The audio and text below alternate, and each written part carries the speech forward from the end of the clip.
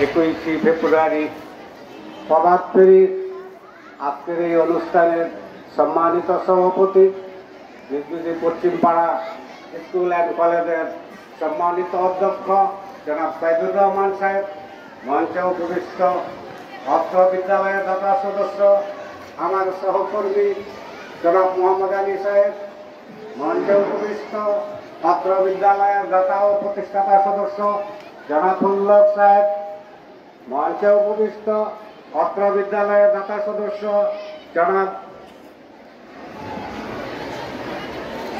জাকির হোসেন সাহেব এবং অত্র বিদ্যালয়ের সকল শিক্ষক শিক্ষার্থীবৃন্দ এবং আমার সামনে উপস্থিত আমার প্রাণপ্রিয় ছাত্রছাত্রীগণ, আসসালামু আলাইকুম ওয়া রাহমাতুল্লাহি ওয়া বারাকাতুহু। আজকে আমাদের খুশির দিন নয়, আজকে আমাদের দুঃখের দিন। আজকে এই দিনে 1952 সালে ভাষা আমাদের বাংলাদেশ বলতে ছিল না, ছিল পাকিস্তানের দুইটা অংশ।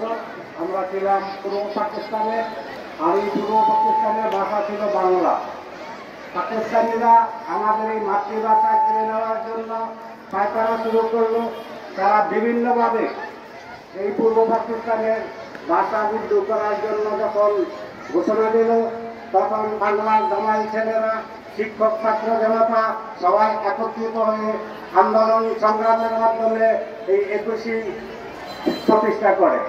এই 21 প্রতিষ্ঠা করতে গিয়ে এই এলাকায় এই দেশের অনেক প্রতিষ্ঠান জড়ে গেছে।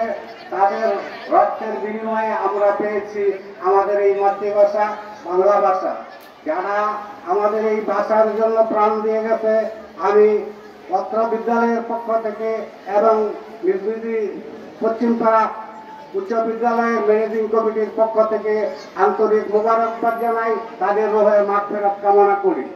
আমরা যারা এই এলাকায় বসবাস করি, আমাদের একটা প্রাণের দাবি ছিল এই নিজ পশ্চিমপাড়া উচ্চ বিদ্যালয়কে কলেজে রূপান্তরিত করা। ইনশাআল্লাহ আমাদের আশা পূরণ হয়েছে। আগামীতে আমরা এই কলেজের কার্যক্রম আরম্ভ করব।